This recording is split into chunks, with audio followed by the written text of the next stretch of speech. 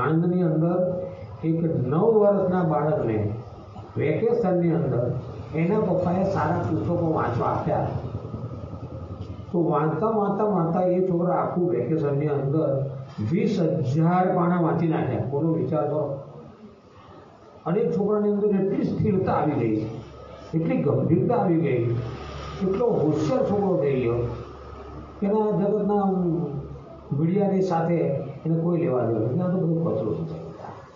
સાચું જ્ઞાન મેં મેળવ્યું. બોલો, 9 વર્ષનો છોકરો. હમણાં મહંત સ્વામી મહારાજે સત્સંગ દીક્ષા બોપાટ કરાવી. અમદાવાદના આપણા સત્સંગના એક જિજ્ઞેશભાઈ જાણી છે, એની દીકરી 10 વર્ષની સત્સંગ દીક્ષા મોઢે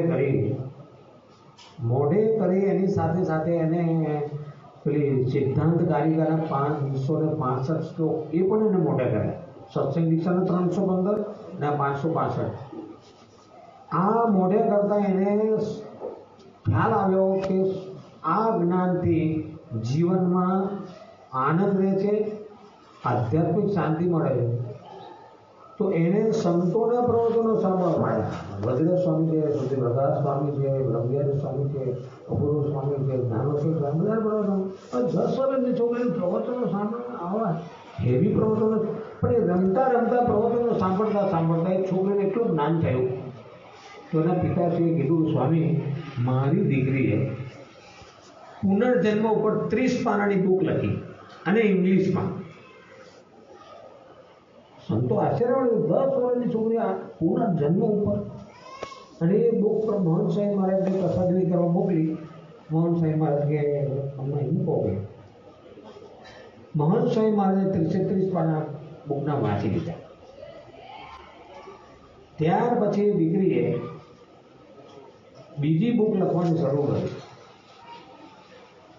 વિચાર કરો, 10 વર્ષની છોકરીમાં અને તમે આમ વાળી તો એ તરફ આગળ વધી ગઈ.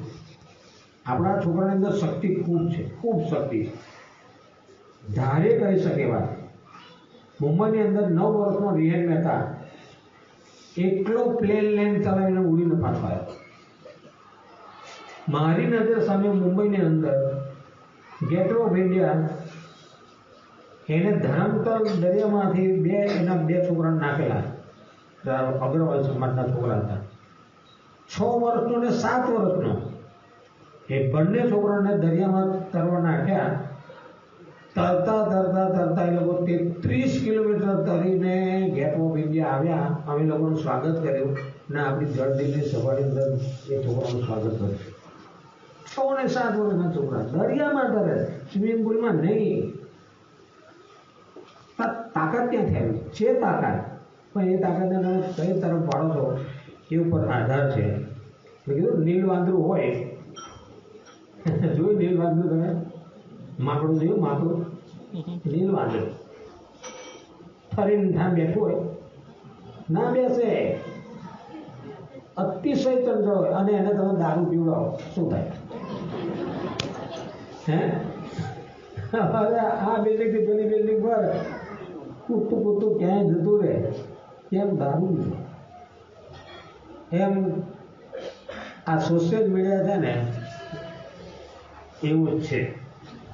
દારૂ પીવા જેવું છે. એટલે બહુ જ વિચાર કરવો પડે આપણે. એમાં વિવેક રહિત ઉપયોગ કરીએ, ન જોવાઈ જાય, ન સંભળાઈ જાય તો કોઈ કાર્યની અંદર બરકત આવે જ નહીં.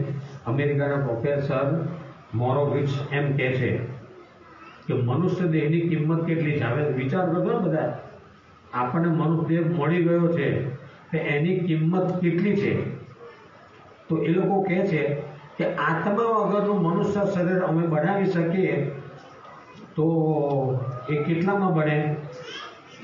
તો કહે છે કે 6 છગડાની પાછળ 18 મીંડા લગાવો, કેટલા ડોલર ખર્ચો થાય. પણ એ આત્મા વગરનું શરીર. હવે માનવીની આયુષ્ય કદાચ આપણે 70 વર્ષ નોર્મલ ગણીએ તો દરેક સેકન્ડની કિંમત કેટલી થાય? 2,72 કરોડ ડોલર. આપણે એક સેકન્ડ ક્યાં વાપરીએ? ચાલો વિચાર કરો. આ બહુ જ વિચારવાની જરૂર. ભગવાન સ્વામિનારાયણે વચનામૃતમાં એવું કીધું, ભૂગોળ ખગોળ અંદર કીધું કે આવો ને આવો ફરી મનુષ્યને દેહ ક્યારે મળે? તો સ્વામિનારાયણ ભગવાને કીધું કે 3.5 કરોડ પ્રાકૃત પ્રલય થાય ત્યારે આવો મનુષ્ય દેહ મળે. તો એક પ્રાકૃત પ્રલય એટલે બ્રહ્માની એક આયુષ્ય. બ્રહ્માની એક આયુષ્ય એટલે આપણા કેટલા થાય? તો આપણા 8 અબજ 64 કરોડ વર્ષ જાય ત્યારે બ્રહ્માનો એક દિવસ અને એક રાત થાય છે. બેસે જ મગજમાં બધાને? આપણા 8 અબજ 64 કરોડ વર્ષ જાય એટલે કેટલા જન્મ જતા રહે? 8 અબજ 64 કરોડમાં તો કેટલા કળિયુગ ને સતયુગ ને દ્વાપર ને ત્રેતા જતા રહે છે. 8 અબજ 64 કરોડ વર્ષ ગુણ્યા 30 એટલે બ્રહ્માનો એક મહિનો, એને ગુણ્યા 12 એટલે બ્રહ્માનું એક વર્ષ, એને ગુણ્યા 100 એટલે બ્રહ્માની એક આયુષ્ય બરાબર પ્રાકૃત પ્રલય. એવા 3.5 કરોડ બ્રહ્મા જન્મીને મૃત્યુ પામે ત્યાર પછી આ તમારું મનુષ્ય શરીર મળે છે. હવે મનુષ્ય શરીરનો ઉપયોગ કેવો કરીએ આપણે? હવે તમને કોઈ મર્સિડીઝ કંપની વાળાએ મર્સિડીઝ ભેટ આપી તમને, અને એ મર્સિડીઝ ગાડી તમને ચલાવતા ન આવડતી હોય, એનો ઉપયોગ શું કરો ખબર ન પડે, પણ છાણવા સીધું કરો તો શું થાય? કંપનીવાળા ગાડી પાછી ખેંચી લે કે ભાઈ તારે જેટલા રૂપિયા હતા બધા પાછું, આ તું મારી કંપનીની વેલ્યુ ડાઉન કરે છે. એમ ભગવાનને નહીં થતું હોય? આ મનુષ્ય શરીર આપ્યું, શું કરે? Eats drinks and be merry, mobile, time pass. First 70 વર્ષની આયુષ્ય 80 વર્ષની આયુષ્ય પૂરી થઈ જશે અને ભગવાન તમારી સામે રિપોર્ટ માંગશે.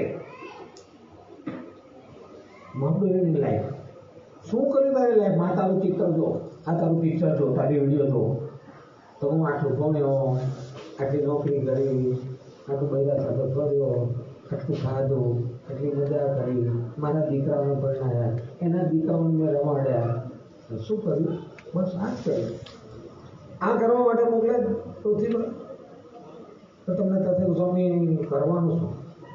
તો કરવાનું પણ ભગવાન સ્વામી કીધું, ભગવાન ભજવા એથી બીજી કોઈ મોટી વાત નથી. પણ ભગવાન ભજવા તરફ આપણો સમય કેટલો જાય?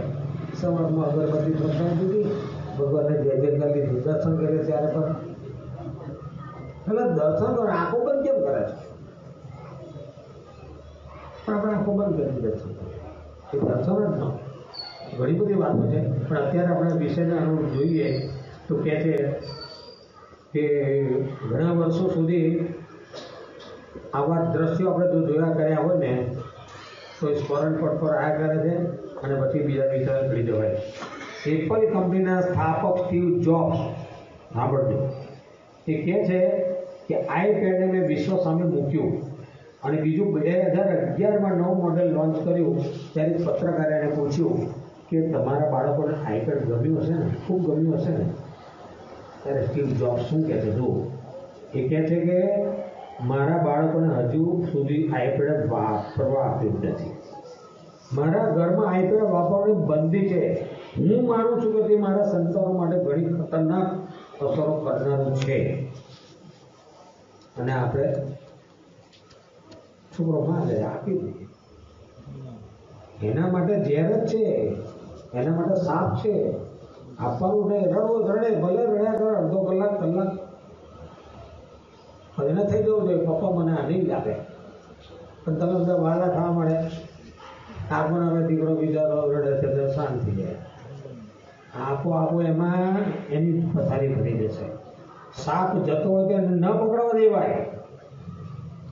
છોકરાને ગમે તે લીસો સાપ છે, મતલબ મજા આવે, આમ મળી જાય તેમ મળી જાય. બહુ મૂવેબલ છે, પણ મૂવેબલ નહીં, એક ડંકમાં છે ને પૂરું કરી આપશે. મોબાઈલ, સોશિયલ મીડિયા એ તમારું દાટ વાળે એવું છે એટલે સંતો કહે છે. વોરેન બફેટ એપલ કંપનીના સૌથી વધુ શેર ધરાવનાર વ્યક્તિ છે, પણ એ પોતે સ્માર્ટફોન નથી વાપરતા. એપલ કંપનીના શેર વધારે ધરાવનાર વ્યક્તિ કેવો ધરાવ્યો? સ્માર્ટફોન નથી વાપરતા. આપણા મુકેશ અંબાણી, અનિલ અંબાણી ભારતના મિલિયોનેર માણસ કહેવાય. પણ રોજ સાંજ પડે 8 વાગે બંને જણા એનો મોબાઈલ એમના બાને આપી દે. પછી ઘરમાં છોકરાઓ સાથે બેસવાનું, રમવાનું અને એવી રીતે જે કંઈક વાતો કરતા કરે, મોબાઈલ નહીં. ફેસબુકના યુઝર ગ્રોથ સમાજ પલ્યા પીડ્યા છે એમના. ભાગ્યે જ ફેસબુકનો ઉપયોગ કરે છે લોકો. બોલો, પોતે યુઝર છે, પોતે બનાવનાર છે, તો કે પોતાના બાળકોને વપરાશ કરતા કે રોકવું જોઈએ. બહુ મોટો અપરાધ ભાવ અનુભવું છું. અમે ફેસબુક બનાવી દઈએ. મને લાગે છે કે અમે જે ટૂલ્સ બનાવ્યા છે તો પૂરી સામાજિક વ્યવસ્થાને અસ્તવ્યસ્ત કરવા માટે બનાવે એવું મને લાગે છે. આ તો બધી ટેકનોલોજીની સર્જકોની વાતો. પણ આપણા ગુરુજી મહંત સ્વામી મહારાજ 90 વર્ષે શું કહે છે?